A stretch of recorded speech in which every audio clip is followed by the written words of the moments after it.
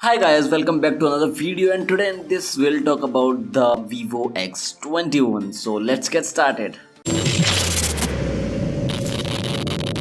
And guys, basically starting from the camera, there are 12 plus 5 megapixel dual rear cameras and a 12 megapixel front camera, and we'll talk about this bit later because the cameras come with AI, which is an amazing thing. And yeah, the phone has a notch which is quite similar to new upcoming Note smartphones or new coming smartphones in the market. I would say the phone has a fingerprint under display, which is a very big thing right now in India, and it's the first smartphone that is having this thing. But there are so many disadvantages, there are many pros, and I'll talk about them directly. I won't tell you the prospects or etc. Yeah, the phone comes with Snapdragon 666 GB of RAM, 128 GB of internal memory. The SD card is at the bottom, the SIM slot is at the bottom. But let me tell you guys, the phone is smooth, phone is compact, and the phone is handy. There are features that are quite similar to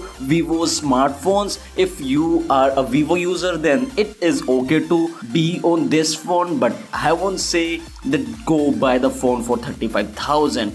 Now let's talk about the pros of the phone. The phone has a 12 plus 5 megapixel AI rear camera, which is an amazing thing. It takes shots very good. They are not natural, but it post processes them and they become so good. The front camera takes good selfies. They are not the best, but it's the Vivo. The post processing is awesome. Now let's talk about the fingerprint. The main or major pro of the phone, you are getting a fingerprint under the display, but there are few cons too. For a time in this video, we'll talk about the pros of the fingerprint because it's not a deep review, it's just a hands-on initial review of main.